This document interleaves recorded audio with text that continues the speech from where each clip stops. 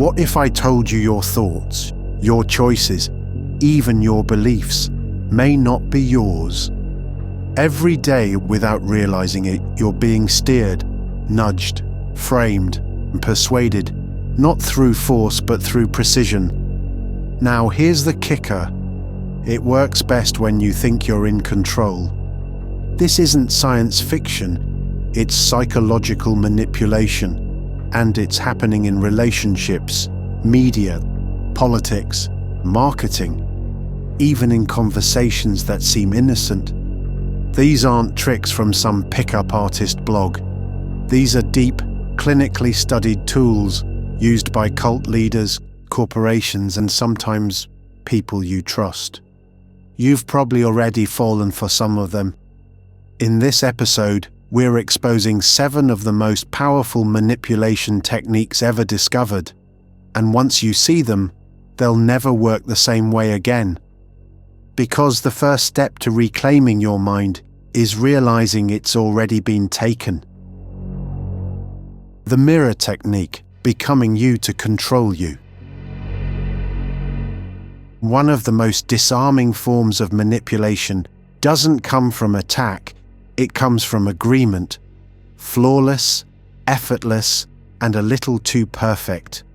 It's called the mirror technique, and it works by reflecting you back at yourself. The manipulator adopts your values, your tone, your insecurities, your sense of humor. They match your posture, your pacing, your beliefs. You feel seen, understood, maybe even soul-connected. That's the trick. We're naturally drawn to people who feel familiar. It's biology. We equate sameness with safety. So when someone mirrors us, we unconsciously lower our defenses. We stop questioning, and we start trusting. That's when they slip in the influence. This technique is used in high-level sales and negotiations, cult recruitment, abusive relationships, political speeches, corporate leadership grooming. A well-trained manipulator can make you feel like they just get you. They'll echo your frustrations, your desires, your worldview. You start to think, finally, someone who understands. But here's the unsettling part. They're not being real. They're being strategic. By becoming your reflection, they bypass your filter. You're no longer listening to them. You're listening to a version of yourself. And when someone who understands you makes a request, suggests a shift, or pushes a belief, it feels natural to say yes. You don't even see the manipulation because it wears your face. So, how do you spot this? Look for perfection. Look for patterns that are too aligned. Real relationships include friction, differences, mistakes. If someone seems like your clone or never pushes back, they're probably not connecting, they're performing. And in that performance, your consent becomes choreography. Gaslighting. Gaslighting isn't just lying, it's warping your sense of reality until you no longer trust yourself. It starts small. A manipulator tells you, that's not what happened. You push back, confused. The next time they say, you're imagining things. Over time you start to doubt your memory, then your instincts, then your emotions, and eventually your entire perception of truth. Gaslighting works because it targets your inner compass. It doesn't try to control what you do. It makes you question whether what you feel is even valid. And once that compass is broken, the manipulator can lead you anywhere. It's not always dramatic. It can be subtle, smooth, even loving. It's not that big a deal. I never said that. You must have misunderstood. Don't you trust me more than your own memory? Does that ring a bell? You'll find gaslighting in abusive relationships, corporate denial culture, media spin, and even political messaging. It's especially effective when the victim wants to believe the manipulator, because we're wired to preserve connection, even if it means abandoning our own truth. Here's the dangerous part. People who are being gaslit often defend their gaslighter, because when the only other option is accepting that someone close to you is manipulating you, denial feels safer. So how do you protect yourself? Keep a journal. Document conversations. Record how you feel after interactions, not just what was said. Gaslighting breaks you slowly, so your timeline becomes your lifeline. Also, share with trusted outsiders. Gaslighters isolate. Awareness reconnects. Remember, your perception is valid. Your emotions are data. If someone constantly makes you question both, it's not love, it's control. And here's what makes it worse. Once you learn to gaslight yourself, they don't have to do anything at all. Foot in the door technique. The most dangerous manipulations don't happen with a scream. They start with a whisper. The foot in the door technique works by getting you to say yes to something small, a request so harmless you don't even think about it. Then, once you've agreed, the real game begins. We want to believe we're consistent, that if we say yes once, we'll keep saying yes to stay true to ourselves. Manipulators know this, and they use it to walk you into agreements you'd never consciously make. Example, "Can you just sign this harmless form?" becomes, "Well, you already signed that, so why not this next thing?" This tactic shows up everywhere. A free trial that turns into a subscription. A friend who asks for a small favor, then starts expecting more. A political policy introduced in pieces until the public accepts something extreme. In cults and high control groups, it often starts with, "Just come to one meeting." Why it works? We don't like breaking our own narrative. So once we've started down a path, we justify continuing, even if it's no longer in our interest. The key to defending yourself isn't to stop saying yes, it's to break the chain. Each request deserves its own answer, without the weight of your previous consent. Manipulators count on your momentum, but you have the right to stop, reassess and say, "That was then, this is now." One yes doesn't obligate you to a lifetime of obedience, and anyone who pressures you to keep saying yes probably never deserved the first one. Love bombing and idealization. This is how some of the most powerful manipulation begins. You feel seen, adored, worshipped. Someone showers you with affection, praise, gifts, promises. You think, "This is what I've always been waiting for." That's love bombing, and it's not love, it's bait. Love bombing is a technique where manipulators flood you with validation to quickly bypass your defenses. They tell you you're different, special, perfect. They mirror your dreams. They agree with everything. They make you feel chosen. Why? Because if you feel safe and adored, you're less likely to question their intentions.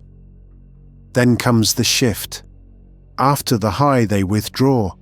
They become cold, distant, confusing. And now you're addicted to the version of them they used to be, the fantasy they created. You begin chasing that approval, wondering what you did wrong. You start bending yourself to get it back. This is exactly what narcissists, cult recruiters, manipulative partners, and yes, even political figures exploit. The brain is wired to bond during emotional intensity. If they can flood you with it early, You'll associate them with meaning, purpose, even salvation. But real love doesn't rush, and real connection doesn't need a performance. If someone's affection feels disproportionate to how well they know you, pause. If they idealize you without ever seeing your flaws, beware. And if their love turns off the moment you set a boundary, it was never real. Love bombing isn't generosity, it's psychological leverage, and the more you crave it, the more control they have. Fear priming, control through crisis. Fear priming is a manipulation tactic where someone introduces a threat, real or imagined, to hijack your emotional state. Once you're in fear, they present a solution. Conveniently, it's a solution that puts them in control. It's not new. Fear priming is ancient. It's how religions warned of hell, how politicians win votes, how marketers sell protection. Be afraid, let me save you. When you're scared, your brain shifts from rational to reactive. Logic shuts down. Survival takes over. This is when you're most vulnerable and most easily led. Examples are everywhere. If you don't buy this now, you'll miss out. Vote for me or chaos will destroy your country. Without me, you'll never be safe, loved, whole. It works because humans are wired to avoid pain more urgently than they seek pleasure. Fear gives us tunnel vision, and manipulators use that tunnel to guide you exactly where they want. But here's the uncomfortable part. If you've ever reacted impulsively to a headline, a message, or a threat you didn't fully understand, you've been fear primed. So how do you break the spell? You pause. You breathe. You ask, what fear is being activated in me, and who benefits from it? Because fear isn't always false, but it is always profitable for someone, and anyone who keeps you scared is probably less interested in your safety than in your silence. Identity seeding, the labels that lock you in. What's more powerful than controlling someone's behavior? Controlling the identity they believe they are. Identity seeding is a manipulation technique where someone subtly assigns you a label and you internalize it. Not because they force you to, but because your ego does the rest. You're such a good person. You're the strong one. You're not like the others. You're loyal, you'd never walk away. These sound like compliments, but they're psychological traps. The moment you accept that label, you start behaving in ways that protect it. You perform the identity to keep the approval. This tactic is everywhere. In relationships, you're not someone who gives up, right? In cults, you're chosen, special, not like the asleep masses. In corporations, you're a team player. And it works because humans fear social exile. If someone ties your worth to a label, you'll fight to keep it, even if it means betraying your own values. The most dangerous part? It feels good.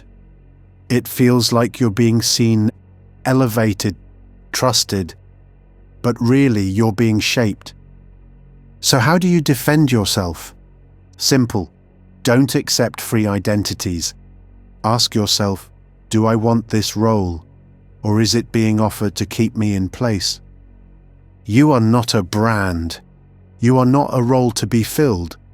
You are a living, changing being, and anyone who tries to define you too quickly might also be trying to own you quietly. Manufactured scarcity. Manipulators know, if they can convince you something is rare, you'll chase it harder and question it less. Manufactured scarcity is a classic psychological tactic. It works by creating the illusion that time, opportunity, love, or resources are running out, even when they aren't. The goal: get you to act fast before you can think clearly. You've seen it in marketing. Only 2 left in stock. This deal expires at midnight. Seats are limited. Act now. But it shows up in much darker places too. In relationships, you'll never find someone like me again. In cults, this knowledge is only available right now to you. In power dynamics, this is your only shot. Don't blow it. Why it works. Scarcity triggers survival fear. If we think something essential is slipping away, we go into panic mode. Logic fades, and manipulators move in. But here's the secret. Real value doesn't need urgency. Truth doesn't expire. And anyone who pressures you to decide quickly probably doesn't want you to think clearly. So the next time something feels urgent, ask, is this actually rare, or am I being rushed? Because when you feel pressured to act now, you're often being guided away from your power. Now you've seen the tools. They're not hidden in dark corners of psychology textbooks. They're used every day. In boardrooms, bedrooms, political campaigns, religious sermons, and Instagram ads.